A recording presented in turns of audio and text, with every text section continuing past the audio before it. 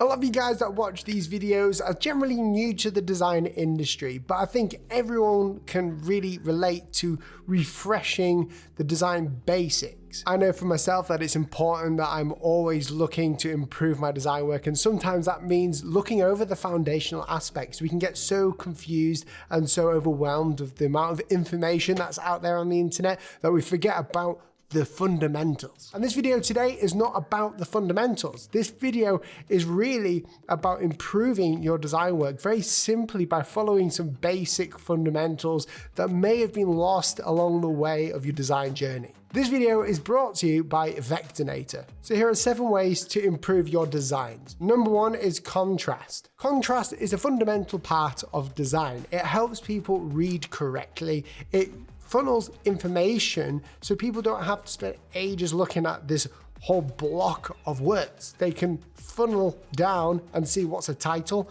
they see the main impact, then they can read deeper into it. Now, ways to gain better contrast isn't just through color, and I would always suggest to learn about contrast typography, which means using typography in clever ways such as skipping the weight twice for a title to a body text. If your title is bold, then you want to go down 2 weights down the list of that same type and choose the medium or the regular version for the body text. This is also true for scaling. You should scale down appropriate text where possible when designing to funnel that information down. Hierarchy is important as well. What is the first thing that someone sees in your project? Just look at newspapers. They have been cleverly laid out so you can see the headline from miles away, and then when you come closer to it, you can start reading more into it. If you look at this video, the title of the video down below is quite big. You can see it. Then you can see the description. It funnels the information down. Number 2 is color. I spell color differently. I would say it is the correct way, wouldn't you, Jordan? Absolutely. Yeah, Jordan. The only way. The only way. It's the same. I made a video talking about one of my clients called Qualified Tutors, but everyone wants me to call it Qualified Tutors. Tutor.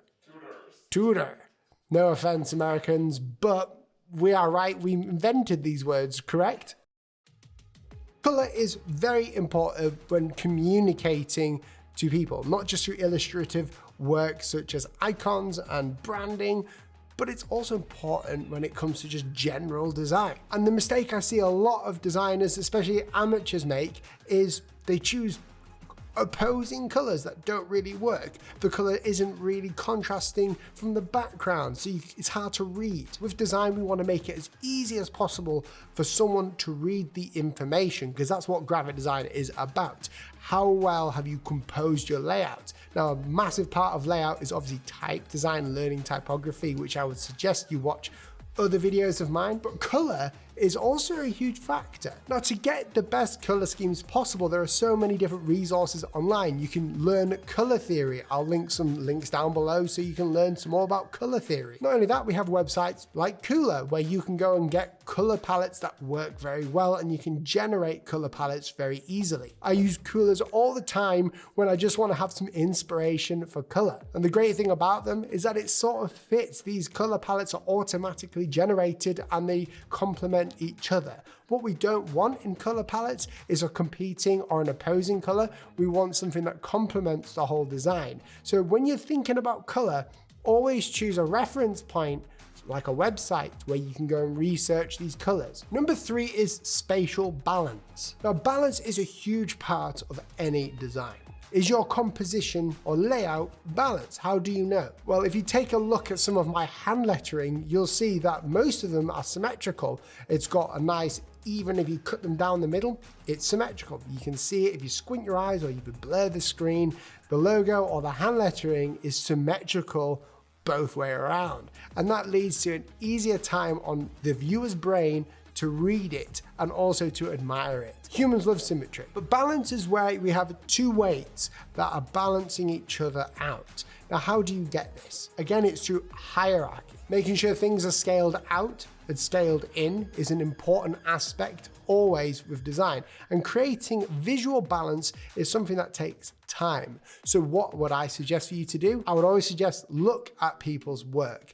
Again, today is all about really the fundamentals. If you want to get a better taste and to see what really good spatial balance is and composition layout design is, go and look at the lists down below. There are so many resources online for you to do that. If you want to know if your design is spatially balanced, then I would suggest doing the following. Squint your eyes kind of like this.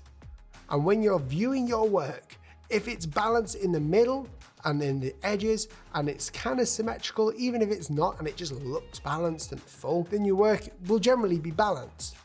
Generally. Number 4 is take an online course. Us designers are busy. We do design work all the time. We don't need a course. Well, you're wrong, very wrong, because designers always need to be learning. If you want to get ahead of the game this year and be the designer you want to be, the best version you can be, I would suggest always learn.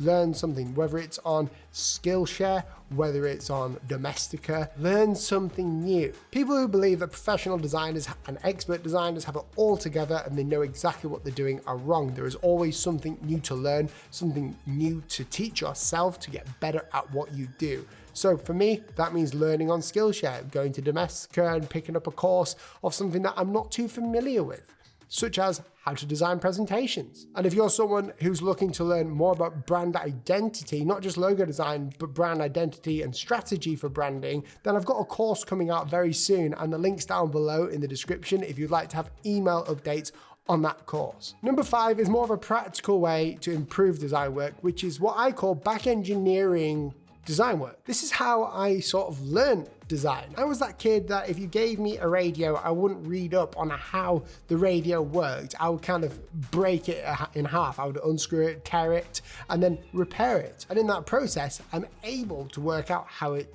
works, how the designer created it. And the same is for logos. So back engineering work means to take someone else's work and start from scratch and work out how they did it. For me, this was creating the Twitter logo years ago, working out the way they did it.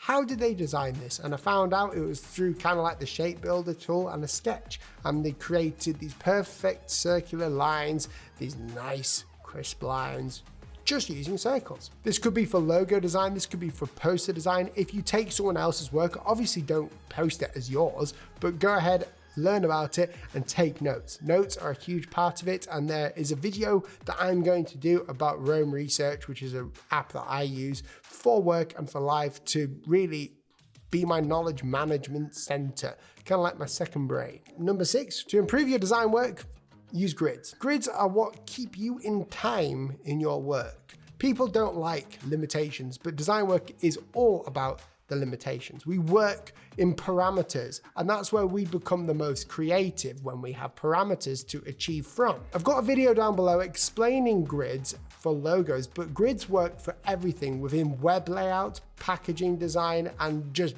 one of the fundamentals of design work. If you're struggling with a design, a composition, or a layout, make grids. This will limit what you can do, and when you start working on the composition or the logo, then you're gonna have an easier time getting things consistently looking nice, and you'll be surprised about some of the ideas that will pop out. And finally, number 7 is use different software or a different way of working. For me, this is using Vectornator on my iPad. For me, I get sucked into my TV or my computer whilst I'm designing, and that sometimes can limit me and sort of give me, I don't know, a repetitiveness that I don't like. This can stifle my work, and we all know that going and doing something or the same thing in another area will give you a better experience, and you'll be better at what you're doing because where you are in your environment matters. So instead of using the computer, I use my iPad because of the different way of designing with my hands,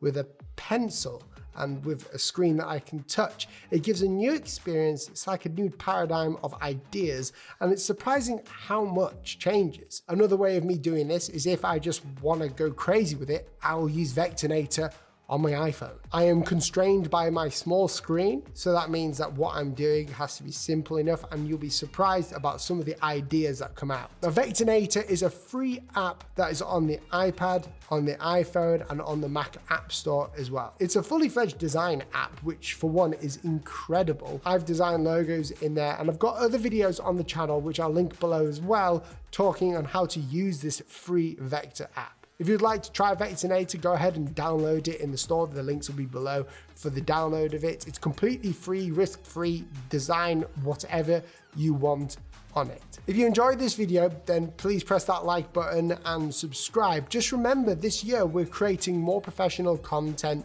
than ever before. We sort of pivoted from beginner stuff to experiential stuff. So how do you grow your design business? How do you charge clients confidently? How do you scale things like in the design business? How do you get employees and all this sort of stuff? This is what we'll be talking about this year. So if you're interested in that and you want to see more upcoming videos, press that red subscribe button. And over here on my left, I've got videos for you.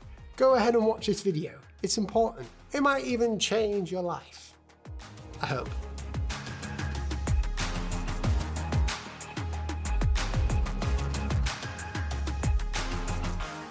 Bit dramatic, that wasn't it? My videos will change your life. Right, done.